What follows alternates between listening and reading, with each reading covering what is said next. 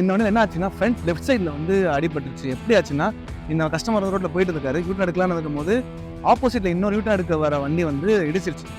அந்த வண்டி இருக்கும் போது என்ன ஆச்சுன்னா, இதில் இருக்கிற ஃபெண்டர் ஃபுல்லாக அடிபட்டுச்சு, பம்பர் அடிபட்டுச்சு, ஹெட்லைட்டு, பானட் எல்லாமே டேமேஜ் ஆகிடுச்சு. இதில் இப்போதைக்கு பார்த்தீங்கன்னா பானட் மட்டும்தான் வந்து ரிப்பேரபிள் கண்டிஷனாக இருக்குது.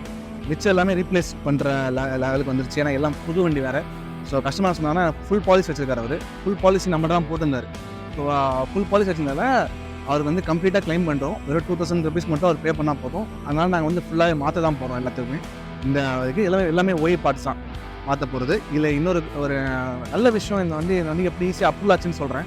நான் உங்களுக்கு போன வீடியோவில் சொல்லியிருந்தேன், ஃபோட்டோ எடுக்கணும் வண்டி அடிபட்டுச்சுன்னா நீங்கள் வந்து வீடியோ எடுக்கணும், இல்லை சிஎஸ்ஆர் வாங்கணும்னு சொல்லிட்டு. இந்த கஸ்டமரோட வண்டியில் வந்து ஆல்ரெடி வந்து கேமரா, இப்போ டேஷ் கேம்னால டேஷ் கேமில் ஆக்சிடென்ட் ரெக்கார்ட் ஆகிடுச்சு. ஆக்சிடென்ட் ஆகும்போது மொத்தமாக அந்த வீடியோவில் ரெக்கார்ட் ஆகிருந்ததுனால உங்களுக்கு வந்து கிளைம் வந்து நெக்ஸ்ட் டேவே அப்ரூவ் கொடுத்துட்டாங்க. ஏன்னா ஆல்ரெடி ப்ரூஃப் இருக்குது. ஸோ உங்கள் ஆக்சிடென்ட் நடந்ததுக்கு ப்ரூஃப் இருக்குது. ஸோ இன்சூரன்ஸ் கம்பெனிக்காரன் கேட்கறது என்னன்னா, உங்கள் ஆக்சிடென்ட் நடந்ததுக்கான ஒரு ப்ரூஃப் வேணும், இல்லைனா ஒரு கவர்மெண்ட் போலீஸ் ஆத்தரைஸ் லெட்டர் வேணும். அதான் சிஎஸ்ஆர்னு சொல்லுவாங்க.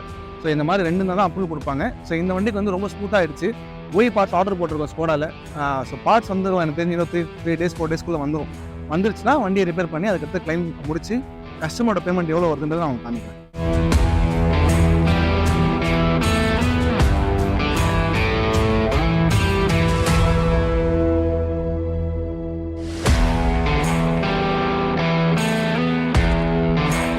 இப்போ ஃபிட்டிங் ஒர்க் போயிட்டுருக்கு.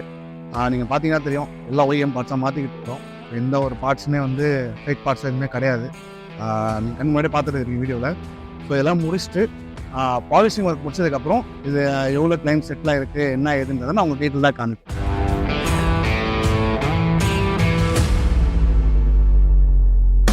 ஸோ கைஸ், ஃபைனலி வண்டி ரெடி ஆகிடுச்சு.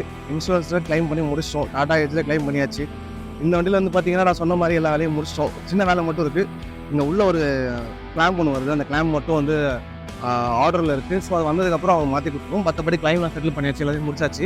உங்களுக்கு வந்து பார்த்தீங்கன்னா இதில் வந்து இது ரிப்பேர் பண்ணியிருக்கோம். பானட்டை புதுசு, ஹெட்லைட்டு, ஃபெண்டர் புதுசு, பம்பர் புதுசு.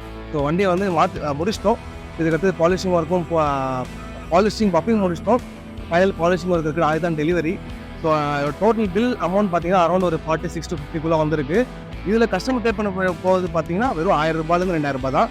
வெறும் பாலிசி கிளைம் வச்சு மட்டும் அவர் பே பண்ண போகிறாரு. ஸோ வண்டியை பாருங்கள், பார்த்துட்டு உங்களோட ஃபீட்பேக்ஸை கமெண்ட்டில் கொடுங்க. தேங்க்ஸ்.